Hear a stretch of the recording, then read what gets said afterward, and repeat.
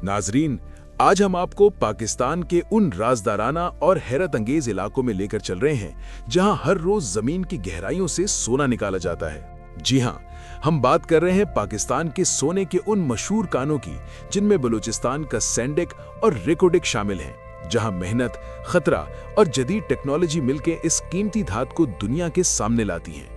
मगर सोना सिर्फ जमीन से निकलने वाली धात नहीं, बल्कि ये एक ऐसा लंबा और पेचीदा सफर तय करता है जो आखिर में इसे खालिस और काबिले इस्तेमाल बनाता है।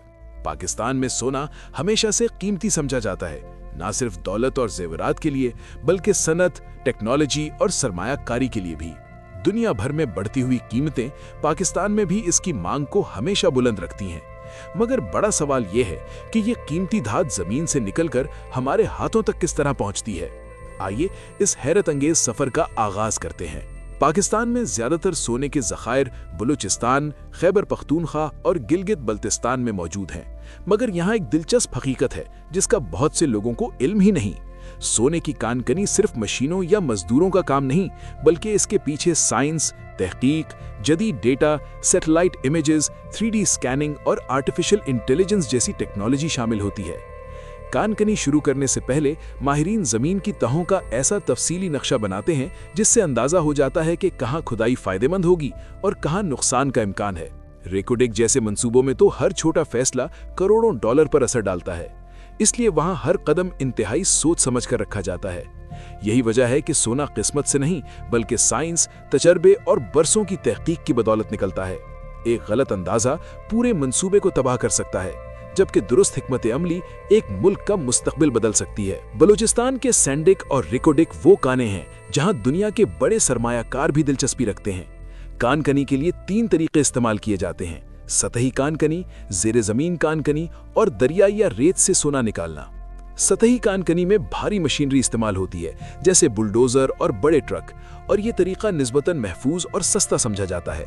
मगर जमीन बैठ जाने और माहौल के मुतासिर होने के खतरात मौजूद होते हैं। जब सोना जमीन की गहराई में होता है तो जेर जमीन कानकनी की जाती है, जो खतरनाक होने के बावजूद बेहद जदीद और दिलचस्प अमल है। इसमें रोबोट, छोटे ड्रोन्स और हिफाजती मशीनें इस्तेमाल होती हैं ताकि कानकुन हर लम्हा महफूज रहें। तीसरा तरीका दरिया या रेत के किनारों से सोना निकालने का है, जो बज़ाहिर आसान लगता है मगर हकीकत में सबसे ज्यादा हसास तरीका है, क्योंकि यहाँ सोना बारीक जर्रात की शक्ल में होता है और सही मकाम का तयन ना हो तो सारी मेहनत जाया हो सकती है। अब चलते हैं कान से निकलने वाले सोने की सफाई के मरहले की तरफ। कान से मिलने वाला सोना खालिस नहीं होता, इसके अंदर रेत, चट्टानों के टुकड़े और दीगर धातों की मिलावट होती है। इसे साफ करने के लिए खुसूसी मराकज़ में ले जाया जाता है, जहां इसे पहले बारीक शक्ल में तब्दील किया जाता है, फिर केमिकल्स और मशीनों की मदद से इसकी नजासत अलग की जाती है। जदीद तरीके जैसे क्लोरीन गैस या इलेक्ट्रिक करंट के जरिए इसे 99% तक खालिस बनाया जाता है।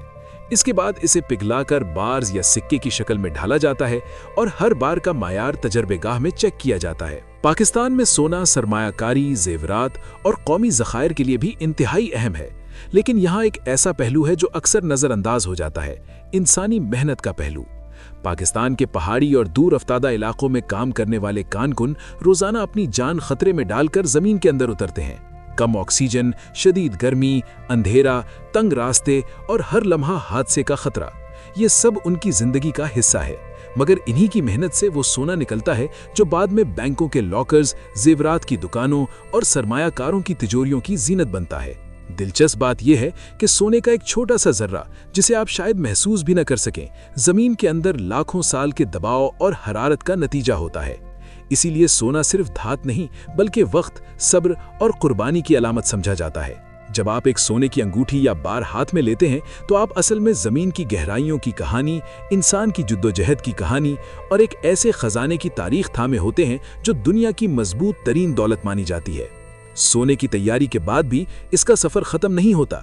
ये आलमी मार्केट में जाता है, मुख्तलिफ मुल्कों में गर्दिश करता है, मुख्तलिफ हाथों से गुजरता है और आखिर में किसी महफूज लॉकर में पहुंचकर थम जाता है। इसके पूरे सफर में इसका वजन, खालिसपन और सीरियल नंबर बाकायदा रिकॉर्ड किया जाता है ताकि मिलावट और धोखे से बचा जा सके।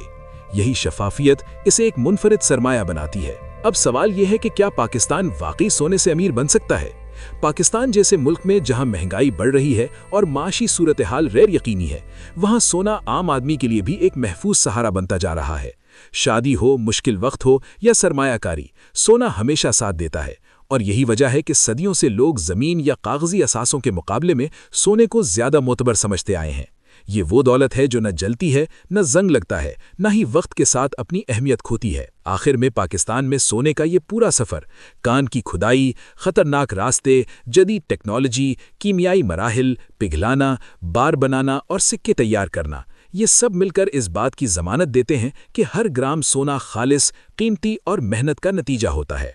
हकीकत यह है कि सोना सिर्फ धात नहीं, बल्कि एक मुकम्मल दास्तान है, जिसमें ज़मीन की गहराइयाँ, इंसान की हिम्मत, टेक्नोलॉजी की ताकत और वक्त का इम्तिहान शामिल है।